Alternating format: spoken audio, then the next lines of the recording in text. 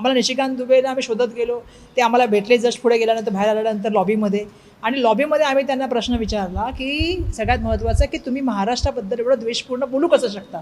दुसरं तुम्ही पटक पटक्के मारेगे म्हणताय, आम्ही समोर तुमच्या उभे आहेत, कोणाला पटक पटक्के तुम्ही मारणार दाखवा तरी आम्हाला. आणि दुसरं आम्ही त्यांना सगळ्यात महत्त्वाचा प्रश्न विचारला की तुम्ही महाराष्ट्राबद्दल हे बेताल वक्तव्य करण्याचं बंद करा आणि जय महाराष्ट्र बोला, तुम्ही माफी मागा.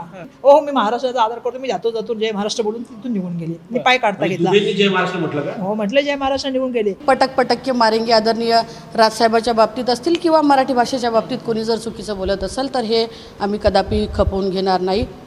आपण पाहिलं की महाराष्ट्र अनेक कर्तृत्ववान महान विभूत्या या महाराष्ट्रात घडल्या आणि हे सगळं झाल्यानंतर कोण हा निशिकांत दुबे, याचं स्वतःचं अस्तित्व काय, स्वतःची लायकी काय, की जो महाराष्ट्राच्या बाबतीत वक्तव्य करत आहे. आणि खरं तर हिंमत असेल तर त्यांनी महाराष्ट्रात येऊन महाराष्ट्राच्या जनतेसमोर अशा पद्धतीचे प्रश्न त्यांनी विचारून दाखवावे. मग महाराष्ट्र काय हे आम्ही त्यांना दाखवून देऊ. आमच्या ज्या 3 भगिनी महिला खासदार आहेत, वर्षाताई गायकवाड, शोभाताई बच्छाव आणि प्रतिभाताई धानोरकर, यांचं सर्वप्रथम मनापासून अभिनंदन.